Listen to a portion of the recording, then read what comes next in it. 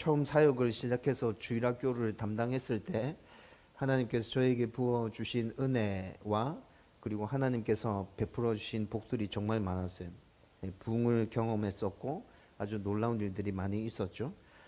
그렇게 사역을 처음 시작해서 주일학교를 담당했을 때 이런 좋은 기억들만 남아 있는 게 아니라 또 그때 힘들었던 기억도 제 마음 한켠에 남아 있습니다. 그 대표적인 것들 중에 하나가 끝까지 품어내지 못한 두 친구들 때문에 제 마음 한켠에 아픈 기억으로 남아 있습니다. 한 친구는 제가 초등학교 3학년 때 만났던 친구였고 또 한 친구는 초등학교 6학년 때 만났던 친구였어요. 두 친구 모두 다 2001년도에 제가 초등학교 전도를 하면서 만났던 친구들이었어요. 근데 이 두 친구 모두 다 가정 환경이 아주 좋지 않아서 부모로부터 거의 방치된 상태였고 도벽이 굉장히 심했어요. 그래서 동네에서도 학교에서도 심지어 교회 안에서도 또래 친구들에게 전부 다 사고뭉치로 낙인 찍혀져 있는 아이들이었습니다. 이 두 친구 중에 초등학교 3학년 친구 아이는 예배 드리는 중에 헌금 주머니를 털어간 적도 있었고요. 그리고 어른들이 예배 드리는 시간을 기똥차게 알아서 11시 주일날 11시 반쯤 되면 성도들 집을 돌아다니면서 집을 털었어요. 굉장히 초등학교 3학년인데 굉장히 영악하다고 말할 수 있겠죠. 그런 짓을 했던 친구였어요. 초등학교 6학년인 친구는 오토바이를 계속 훔쳐서 나중에 결국엔 소년원까지 가게 됐어요. 이런 상황인 두 친구를 제가 4년 동안 품었었어요. 그래서 초등학교 3학년인 친구는 중학교 1학년 때까지, 초등학교 6학년이었던 그 친구는 고등학교 1학년 때까지 최선을 다해서 열심히 품어보려고 하나님께서 저를 사랑해 주셨듯이 저 또한 그 아이들을 사랑하기 위해서 정말 발버둥 치면서 노력했었어요. 그런데 제가 감당할 수가 없었어요. 4년이 지나고 난 다음에 초등학교 3학년이었던 친구가 중학교 1학년이 되었을 때 아주 굉장히 어렵게 부모님의 동의를 받아서 이런 아이들만 전문적으로 모아서 사역하는 목사님이 마산에 계시더라고요. 한 10명 정도 친구들 모아서 그 집에서 같이 생활하면서 그 아이들을 돌보는 목사님이 계셨는데 중학교 1학년이 되었을 때 그 친구를 그 목사님에게로 보냈습니다. 그리고 초등학교 6학년이었던 이 친구는 4년이 지나서 고등학교 1학년이 되었을 때 여전히 오토바이를 훔치고 있었거든요. 결국 소년원에 들어가게 됐어요. 그렇게 해서 4년이 지나서 이 친구들과의 인연이 거기서 끝나게 되었죠. 이 두 친구의 경험을 통해서 아무리 하나님의 은혜와 사랑으로 품으려고 해도 제가 품을 수 없는 사람이 있다는 것을 알게 되었습니다. 이 두 친구는 그 당시에 제가 품고 있었던 영적인 그릇으로는 도저히 감당할 수 없었던 친구들이었던 거죠. 그럼에도 불구하고 제가 끝까지 품으려고 억지를 부리면서 그렇게 발버둥 치니까 결국에는 저도 망하고 그 아이들도 망하고 다 망한 게 된다는 거예요. 여러분, 이 일을 경험하고 난 다음에 제 마음에 소원이 생겼습니다. 하나님, 제 안에 있는 영적인 그릇이 정말 커졌으면 좋겠어요. 하나님께서 어떤 사람을 보내신다 하더라도 제가 그 사람들 다 품을 수 있으면 좋겠어요. 이런 마음이 생겼죠. 지금도 여전히 이 마음을 품고 계속 기도하고 있는 중에 있습니다. 그럼에도 불구하고 제가 생각하는 그 영적인 그릇에 제가 아직 이르지 못했어요. 아마 주님 오실 때까지 이 기도 제목은 계속 품고 가야 될 기도 제목이 아닌가라는 생각이 듭니다. 여러분, 오늘 우리가 함께 읽었던 이 말씀은 제가 2016년도 6월 달에 저의 진료와 관련해서 기도할 때 하나님께서 개척과 관련된 말씀으로 저에게 첫 번째로 주셨던 말씀이었습니다. 이 말씀을 묵상하면서 영적 갈급함이 있는 사람들, 여러 가지 아픔을 안고 서로 위로하고 또 위로해 주기를 원하면서 자기 자신을 보듬어 줄 곳을 찾는 그런 자들에게 하나님의 은혜와 평안을 누릴 수 있는 피난처와 안식처가 되는 교회를 세워야겠다. 이 말씀을 묵상하면서 그런 생각이 들었어요. 그리고 하나님께서 개척하라고 나에게 이 말씀을 주시구나 라는 생각으로 받았고, 그리고 다음 교회가 정말 넓은 하나님의 은혜의 품이 되어서 많은 사람을 품을 수 있으면 좋겠다라는 생각으로 이 교회를 시작했고, 지금도 여전히 그 생각은 변함이 없습니다. 오늘 이 말씀을 나누고 저와 여러분들이 우리 교회를 모든 일을 다 품을 수 있는 넓은 하나님의 은혜의 품으로 만들 수 있기를 주님의 이름으로 축원드립니다. 여러분, 2주 전에 우리는 급하게 자기 생각에 따라서 사울을 피해서 블레셋 가드 왕의 도움을 받기 위해서 그곳으로 향했던 다윗이 더 위험한 상황 가운데 부닥치게 되고, 그리고 또 그가 실수하고 잘못했을 때도 여전히 그를 도우시는 하나님의 은혜로 말미암아서 모든 상황들을 다 벗어나는 모습들을 우리는 함께 나누었죠. 그리고 난 다음에 바로 이어지는 본문이 오늘 말씀인데, 다윗은 오늘 말씀에 나타나듯이 가드를 떠나서 아둘람 굴로 피신하게 됩니다. 여러분, 아둘람이라는 이곳은 앞번에 우리가 살펴봤던 그 가드라는 곳에서 16km 정도 떨어져 있는 곳이에요. 사울은 지금 이스라엘 땅 기브아에서 거하고 있죠. 사울이 거하고 있는 기브아에서 아둘람은 한 30km 정도 떨어져 있습니다. 여러분, 이곳은 이스라엘과 블레셋의 국경에 위치하고 있는 동굴이 많은 지역입니다. 그리고 이곳은 본래 가나안 땅을 정복하고 난 다음에 이스라엘 12지파에게 땅을 분배해 줄 때 유다 지파의 땅으로 분배받은 곳이 아둘람입니다. 그런데 다윗은 자기 판단에 따라서 이스라엘을 떠나서 아예 사울의 추격이 미치지 못하는 이방으로 피하려 했지만 그 일로 인해서 오히려 더 큰 위험에 빠질 뻔했죠. 그래서 결국에는 다시 이스라엘로 돌아오게 돼요. 그런데 돌아오게 되는데 여러분, 돌아오려고 했을 때 또 이 결정도 쉽지 않았겠죠. 아둘람이라는 곳이 어떤 곳인지 제가 방금 설명해 드렸잖아요. 블레셋과 이스라엘의 국경 지역에 있었고, 이때 이 당시에는 국경 지역에 있으면서 굉장히 빈번하게 블레셋과의 전투가 벌어졌던 곳이었거든요. 그렇게 하다 보니까 사울의 통치 지역에서 점점 벗어났던 곳이 아둘람입니다. 학자들이 추측하기로는 이스라엘 영역 안에 포함되어져 있지만 실제적으로는 블레셋이 아마 관리했던 지역일 것이다 라고 학자들은 추측합니다. 그래서 사울의 영향력이 미치지 못하는 곳이었고, 그리고 또 만약에 다윗이 아둘람이라는 곳으로 이스라엘 나라 안에서 어떤 특정한 지역으로 피신했다는 소식이 사울에게 접수된다면 사울은 이스라엘 영토 안이라면 어떤 곳이든지 군대를 당장 동원해서 다윗을 추격하기 위해서 나섰겠죠. 그래서 아둘람이라는 곳으로 피난해 가지만 그곳에 숨을 곳이 많으면 좋겠다라는 생각도 했던 것 같아요. 그래서 동굴이 많았던 아둘람이라는 곳을 다윗이 선택해서 피신해 갔다는 것이죠. 그런데 여러분, 이렇게 다윗이 숨기 좋고 피신하기 좋은 이스라엘 나라 안에 있는 영역으로 도망갔는데, 그런데 이렇게 도망가고 난 뒤에 다윗은 지금 자기 코가 석자임에도 불구하고 아둘람으로 피해 숨은 다윗에게 찾아오는 수많은 사람들이 있었다라고 오늘 본문 말씀이 우리 가운데 얘기해 주고 있어요. 여러분, 1절 말씀 보세요. 우선 누가 찾아와요? 그의 형제와 아버지의 온 집이 다윗에게 이르렀다고 말씀하고 있습니다. 여러분, 다윗에게는 아버지와 7 형제들이 있었어요. 그렇죠?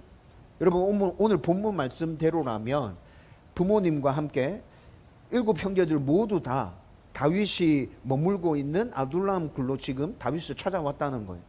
여러분, 아버지와 형들과 형수들과 조카들까지 지금 다 몰려온 상황입니다. 여러분, 대략 한번 생각해 보세요. 몇 명 정도 됐을까요? 제가 대충 생각해 보니까 이세의 집안 모두가 지금 다윗에게 몰려왔는데 대략 30명에서 한 40명 정도는 좋게 되지 않았을까? 그런데 지금 이 가족들이 다윗에게 몰려왔어요. 여러분, 지금 다윗의 처지에서 생각해 본다면 지금 이 상황이 이해가 되세요? 이 사람들이 도대체 다윗에게 왜 찾아온 거지? 지금 다윗도 지금 죽을 판인데, 그 겨우겨우 숨을 곳을 찾은 곳이 아둘람인데 왜 이 가족들이 몽땅 다 아둘람까지 쫓아와가지고 사울의 눈에 딱 띄기 좋게 이 사람들 지금 정신이 있는 거야 없는 거야? 여러분 이런 생각이 딱 들죠. 여러분 그런데 조금만 더 깊이 생각해 보세요. 그러면 이새의 집안 모두가 다윗을 찾아서 아둘람 굴로 올 수밖에 없었던 상황이 이해될 거예요. 여러분 지금 사울이 다윗을 추격하려고 나서기 시작하면서 다윗은 사울의 반역자로 낙인이 찍혔습니다. 여러분 반역자로 낙인 찍히면 이때 이 당시의 상황이 어떻게 돌아가죠? 그뿐만이 아니라 그와 관련된 모든 사람들이 다 힘들어지고 어려워지는 것이죠. 특히나 그의 가족들은 말할 필요도 없어요. 여러분 다윗이 사울의 반역자로 낙인 찍히기 시작하면서 다윗의 가족들은 전부 다 감시 대상이 된 거예요. 꼼짝달싹 할 수가 없는 거죠. 뭔가 조금 이상한 낌새라도 보이면 사울이 당장 군사들을 보내서 그들의 숨통을 콱콱 죄었을 거예요. 여러분 이런 상황이기 때문에 사울을 피해서 당장 도망칠 수밖에 없었다는 거죠. 여러분 가족들뿐만이 아니라 다윗과 조금이라도 연이 있는 사람들이라면 전부 다 이런 상황에 다 처해져 있는 거예요. 여러분 이런 상황들을 생각해 보면 어쩔 수 없었구나. 이들도 살려고 지금 사울을 피해서 다윗에게로 온 것이구나 라는 생각이 들죠. 여러분 그런데 이들은 또 한편으로 이런 생각도 했을 거예요. 사울이 우리를 죽이기 위해서 달려든다면, 그래서 어쩔 수 없이 도망가야 된다면 다윗에게로 피해서 힘을 모아서 후위를 한번 도모해보자. 이렇게 뿔뿔이 흩어져서 당하느니 차라리 힘을 모아서 한번 뭔가 해볼 수 있는 거 해보는 거 좋지 않겠나? 여러분 이런 생각들을 가지고 지금 이새 집안의 모든 형제들이 다 다윗에게로 몰려온 거라고요. 여러분 그런데 여기서 우리는 참 재밌는 걸 발견할 수 있어요. 여러분 힘들고 어려운 상황에 처했을 때 다윗의 집안 사람들은 이렇게 똘똘 뭉치고 있어요. 그런데 사울의 집안 사람들은 어떻죠? 사울의 집안 사람들은 다 뿔뿔이 흩어지고 있어요. 이런 모습들이 힘들고 어려운 일을 당했을 때 힘을 모아야 그 일들을 잘 극복할 수 있구나 라는 걸 보여주는 또 하나의 예가 될 수 있다는 것이죠. 여러분 언뜻 생각했을 때는 다윗이 이렇게 힘들고 어려운 상황에 처해서 아둘람 굴로 피했는데 꼭 그 가족들이 그쪽으로 이 피난을 갔어야 되나라는 생각도 들었지만 제가 설명했던 거 다 들어보니까 그럴 수밖에 없었네. 차라리 그런 상황이라면 함께 모여서 힘을 합치는 게 낫겠네 라는 생각이 들죠. 근데 사울은 어때요? 사울이 아무 잘못도 없는 다윗을 시기하고 질투해서 쫓아 나섰지만 그의 아들과 딸은 사울 편이에요? 어때요? 사울 편이 아니죠. 요나단과 미갈은 다윗 편에 서 있어요. 여러분 이렇게 된 근본 원인은 사울이 뭔가 잘못 생각하고 판단하고 있기 때문에 이렇게 된 거죠. 그런데 어쨌든 그 사울의 잘못된 생각과 판단 때문에 집안이 똘똘 뭉치는 게 아니라 쪼개져 있잖아요. 다윗의 집은 그렇지 않죠. 우리가 살아가는 삶에 있어서 이런 것들은 아주 중요한 교훈이 될 수 있다는 생각이 들어요. 가족들이 함께 똘똘 뭉치고 나를 도와줄 수 있는 사람들, 한 교회에서 신앙생활하고 있는 성도들이 함께 이렇게 뭉치고 그러면 힘들고 어려운 일들이 닥쳐와도 우리는 훨씬 잘 이겨갈 수 있을 거야. 이거는 세상에서도 얘기하는 그런 아주 기본적인 삶의 지혜인 거잖아요. 그리고 다윗에게 몰려온 자들은 가족뿐만이 아니었습니다. 2절 말씀에 살펴보면 더 많은 사람들이 다윗에게 몰려왔다고 말씀하면서 구체적으로 세 부류로 분류해서 지금 설명해 주고 있어요. 우선 첫 번째 얘기하는 분류 사람들은 어떤 사람이죠? 환난을 겪은 자들. 그 사람들이 다윗에게 몰려왔다고 말하고 있죠. 여러분 히브리어 원어로 살펴보면서 환난을 겪은 사람이 도대체 어떤 사람들을 얘기하는지 좀 살펴보면 외부로부터 지속적으로 괴롭힘을 당하고 있는 사람들이 그 괴롭힘을 견디다 못해서 도망쳐서 지금 다윗에게로 몰려왔던 거예요. 여러분 자세하게 어떤 괴롭힘을 당했는지, 누구로부터 괴롭힘을 당한 건지, 왜 그렇게 괴롭힘을 당했는지 성경은 언급해 주지 않아요. 그런데 여러분 사람이 살아가고 있는 공동체는 아주 다양한 모습으로 이렇게 괴롭힘을 당하는 사람들이 꼭 있게 마련입니다. 여러분 학자들의 추측에 따르면 아주 폭군은 아니었지만 사울이 점점 하나님을 떠나면서 다른 세상의 이방왕들과 똑같이 백성들을 착취하기 시작한 거죠. 그로 인해서 괴로움을 당하면서 힘겨워했던 백성들이 있었을 것이라고 얘기합니다. 그리고 또 다윗을 추종했던 사람들은 사울로부터 괴롭힘을 더 심하게 당하고 있었겠죠. 이런 사울로부터 오는 이런 괴롭힘들을 견디다 못해서 자기의 삶의 터전을 다 버리고 다윗에게로 피난 오게 됐다는 것이죠. 여러분, 사울에게 직간접적으로 괴롭힘을 당하는 사람들이 이때 이스라엘 나라 안에 굉장히 많았다는 것을 지금 말하고 있는 거예요. 그런 사람들이 지금 점점 다윗에게로 모여들고 있다는 것입니다. 여러분, 그런데 인본주의적인 왕이 백성을 이렇게 착취하게 될 것이라는 것은 이스라엘 백성들이 사무엘에게 왕을 요구했을 때 이미 사무엘이 경고했던 바입니다. 여러분, 그런데 많이 건너가지도 않고 이스라엘 백성들이 왕을 요구해서 첫 번째로 세워졌던 그 사울 왕이 이스라엘 백성들을 이렇게 착취하고 있다는 것이죠. 이건 이스라엘 백성들이 치러야 될 대가였어요. 여러분, 그리고 이 대가가 두 번째 부류, 세 번째 부류 사람들에게도 똑같이 나타나고 있어요. 다윗에게 몰려온 두 번째 부류 사람들을 살펴보면 오늘 본문에서는 빚진 자들이라고 그렇게 얘기하고 있어요. 여러분, 히브리어로 이거 살펴보면 빚진 자들이라고 얘기할 때 이 사람들이 누구에게 빚졌지? 라고 살펴보면 두 가지 해석으로 설명할 수 있는데, 첫 번째는 사울에게 빚진 자들이라고 설명할 수 있어요. 그리고 또 두 번째는 채권자에게, 돈을 빌려주는 사람에게 빚진 자들, 이렇게 해석할 수 있거든요. 두 가지 해석이 다 가능하다는 거죠. 먼저 채권자들에게 빚진 자들이라고 해석하면 그냥 빚을 진 상태가 아니라 고리 대금으로 인해서 높은 이자를 감당하지 못하고 갚지 못해서 저당 잡혀져 있던 집들 다 잊어버리고 재산들 다 잊어버리고 노예 신세로까지 전락한 상태를 지금 말하고 있는 거예요. 그렇게 빚진 자들이 채권자들로부터 도망해서 지금 다윗에게로 왔다, 이렇게 해석할 수 있다는 거죠. 그리고 이 부분을 사울에게 빚진 자들이라고 해석하면 어떻게 해야 돼요? 사울에게 빚진 자들이라고 해석하면 사울의 착취로 인해서 부당하게 자기 재산을 다 잃어버리고 노예로 전락한 자들이 견디다 못해서 사울을 피해서 지금 다윗에게로 몰려왔다는 거예요. 여러분, 이 두 가지 해석이 다 가능한데 학자들은 지금 빚진 자들이 다윗에게 몰려왔을 때는 채권자들에게 빚진 자와 사울에게 빚진 자 모두 다 너무너무 힘들어서, 살기 힘들어서 그 사람들 모두 다 다윗에게로 몰려왔을 거다. 이 학자들은 이렇게 얘기하고 있어요.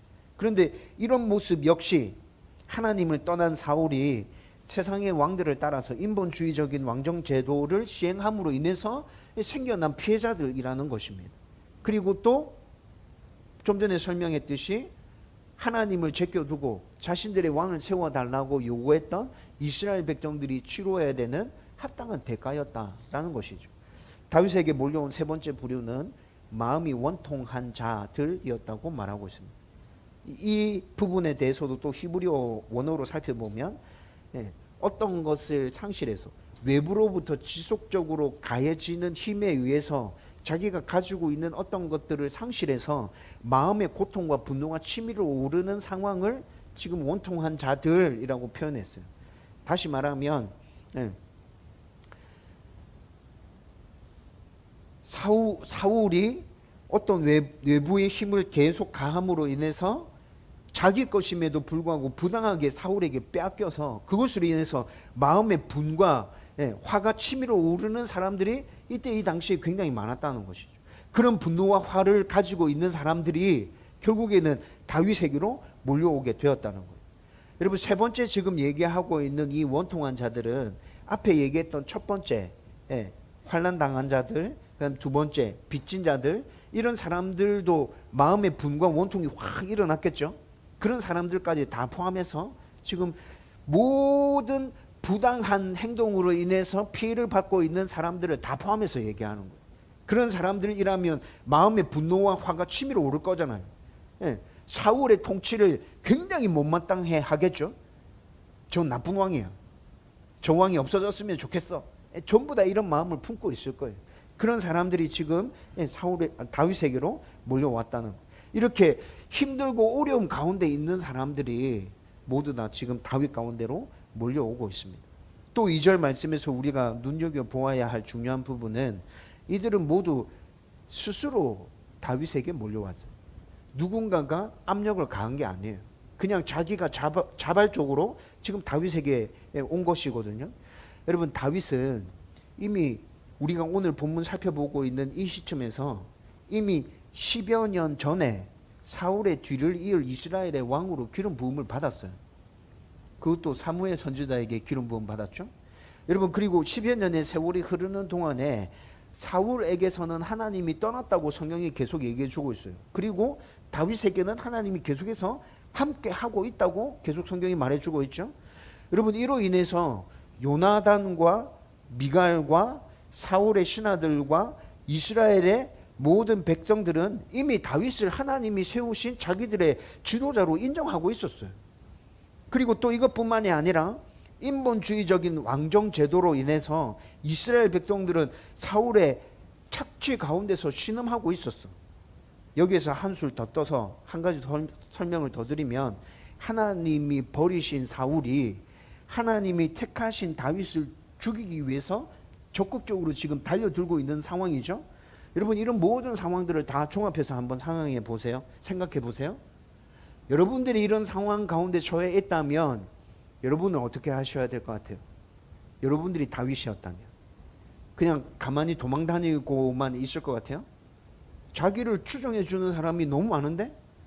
여러분, 3주 전에 우리 말씀 살펴봤잖아. 사무엘도 다윗 편이에요. 그렇죠? 대제사장도 다윗 편이었어요. 그렇죠? 네. 다윗을 지지해 주는 사람이 너무 많아.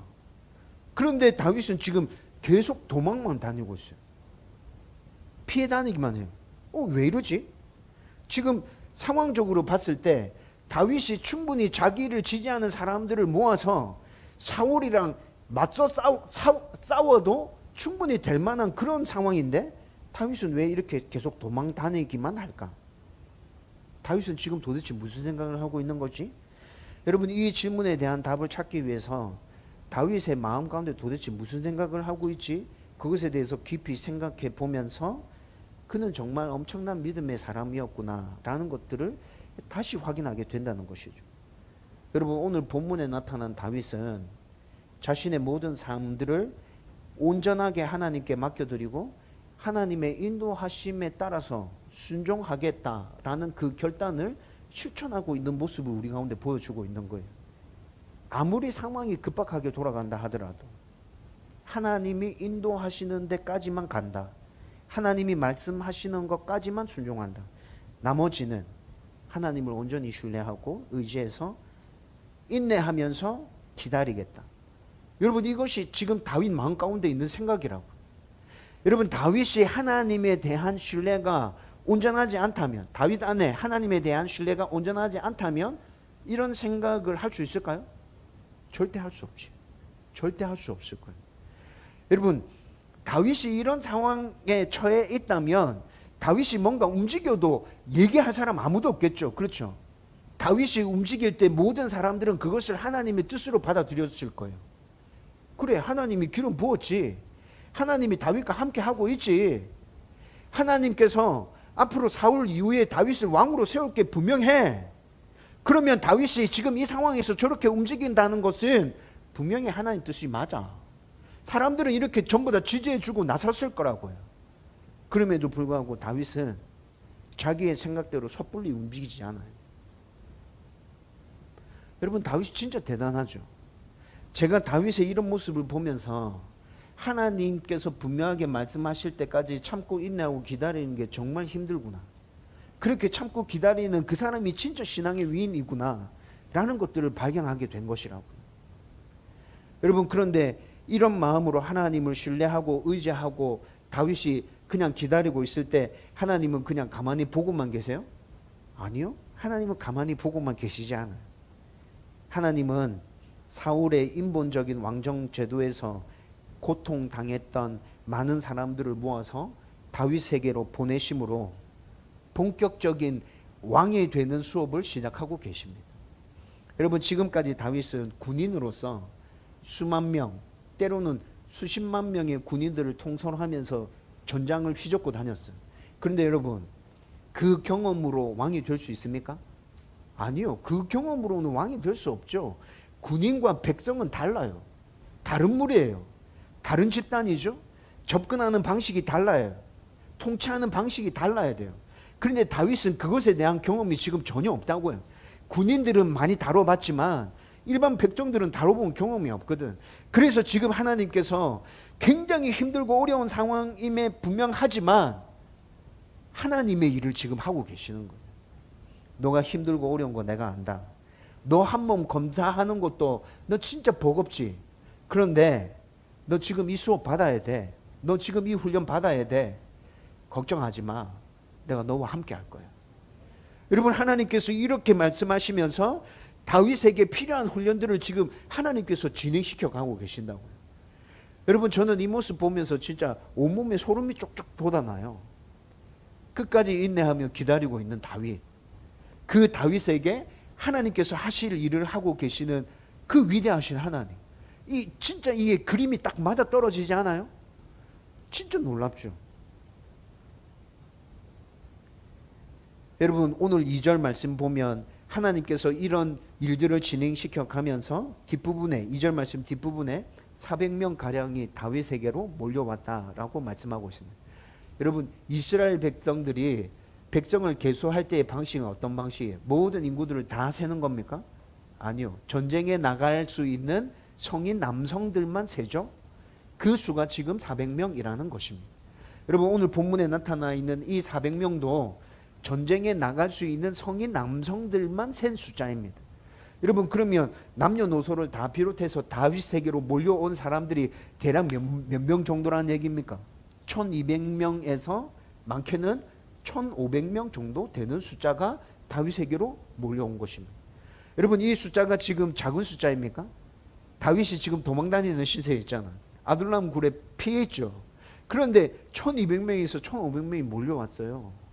여러분, 진짜 엄청난 숫자죠. 다윗이 지금 이 숫자를 끌고 다니면서 10년 동안 도망 다녀야 되는 거예요. 와, 이거 도대체 어떻게 이 일을 감당할 수 있지? 진짜 이거 불가능한데? 이런 생각이 들어요. 근데 여러분, 그렇게 보지 마시고 1200명에서 1500명이 모여있는 이 숫자는 하나님이 주인이신 이스라엘 나라를 만들어 가기 위한 첫 출발이 되는 공동체였어요. 하나님은 지금 오늘 본문에서 그 일을 시작하고 계신 것입니다. 다윗은 지금 하나님께서 그런 일을 벌이고 있다는 거 자기는 몰라. 그냥 다윗은 하나님만 온전히 신뢰하면서 하나님만 바라볼 뿐이에요. 하나님이 말씀하시는 데까지 가겠습니다. 하나님이 있으라 하면 있을게요. 가라 하면 갈게요. 그렇게 따라가는 다윗에게 하나님 지금 이런 일들을 펼치고 계신다는 것이죠. 여러분, 2016년 6월에 이 말씀을 묵상하면서 충분히 그럴 수 있는 상황인데도 자신이 먼저 일을 주도적으로 벌이지 않고 하나님의 인도하심에 따라가기만 하는 다윗의 믿음이 진짜 엄청나 보였습니다. 야, 이거 어떻게 이렇게 할 수 있지? 그러면서 제 마음 안에 생겨난 마음이 다윗 같은 믿음이 내 안에 있으면 좋겠다. 모든 상황이 너 해 라고 말할지라도 하나님께서 나에게 분명하게 말씀해 주시지 않는다면 섣불리 움직이지 않고 계속해서 하나님의 때를 기다리는 그 믿음이 내 안에 있으면 좋겠다. 여러분, 그런 소원함이 진짜 강하게 생기대요. 그리고 하나님이 주인이신 이스라엘을 세우시기 위해서 다윗에게는 정말 힘들고 어려운 상황임에도 그를 왕으로서 준비시키는 하나님의 모습도 보였어요. 와, 진짜 다윗은 지금 곧 무너질 것 같은 상황인데 하나님은 이 상황인데도 다윗을 왕으로 준비시키는 그 일을 계속 진행해 가신다고?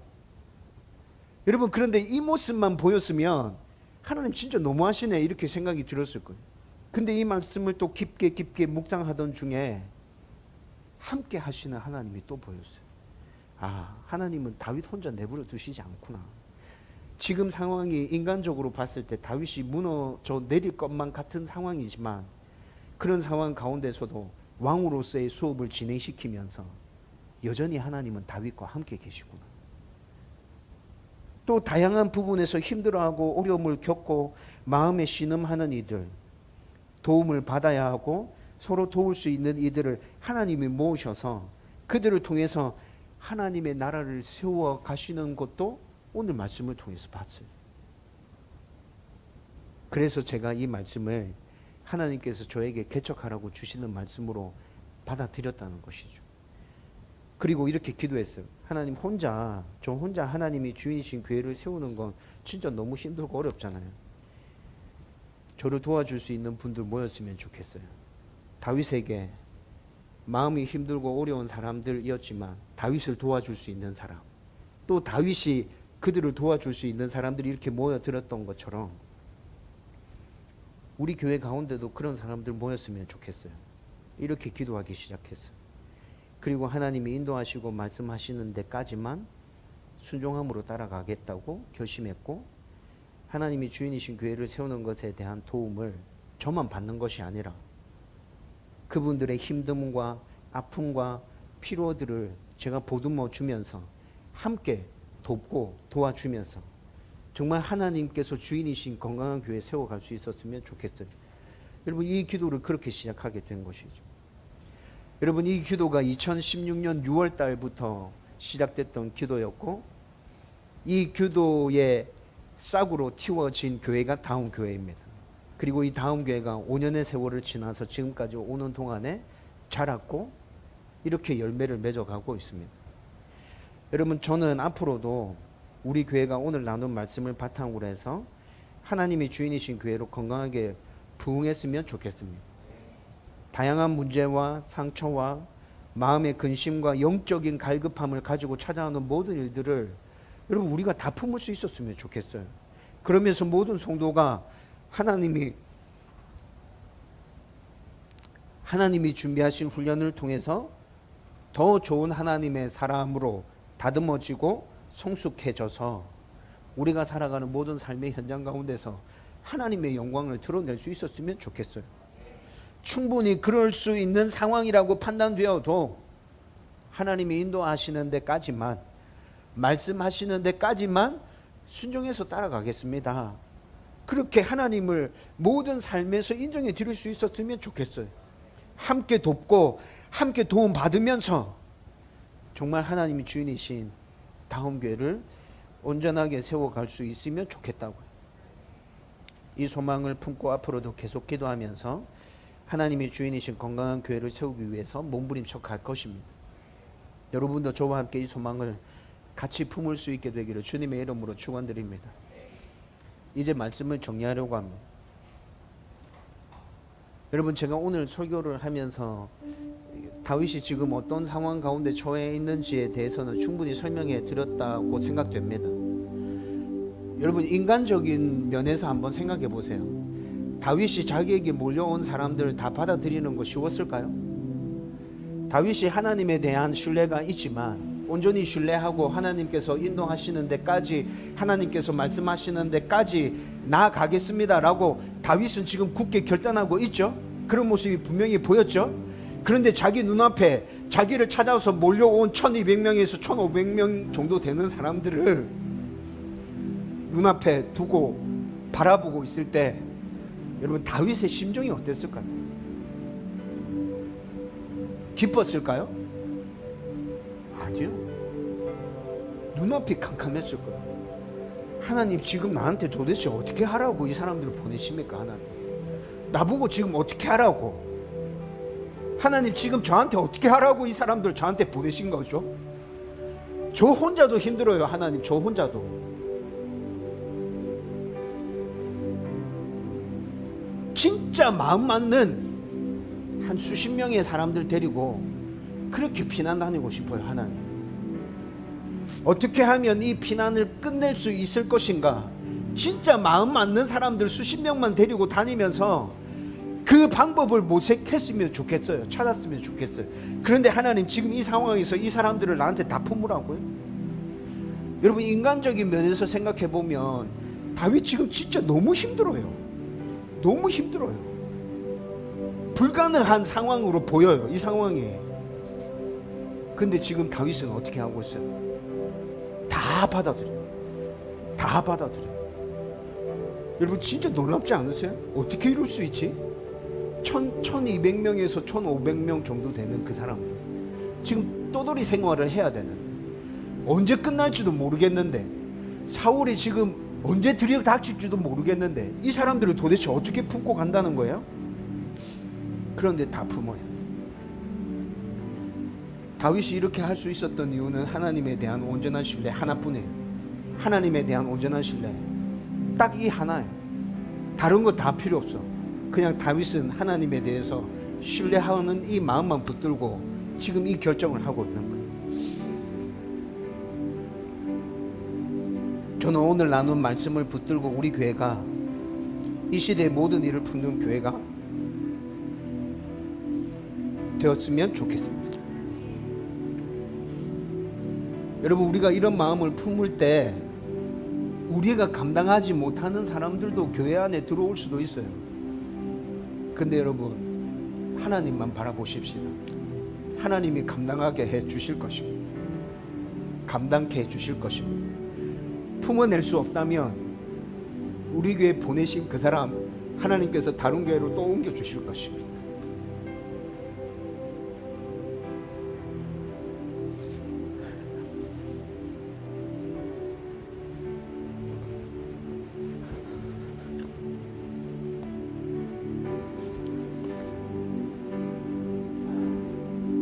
우리의 생각과 판단으로 하나님께서 보내신 사람들을 가리지 않았으면 좋겠습니다. 그리고 지속해서 우리의 영적인 그릇을 더 넓혀가면서 하나님 모든 사람을 다 품을 수 있는 하나님의 사람 될 수 있도록 은혜를 내려달라고 자기 자신을 위해서 그렇게 기도하고 우리 성도들을 위해서 그렇게 기도하면서 정말 하나님 주인이신 온전한 교회를 세워갈 수 있기를 주님의 이름으로 축원드립니다.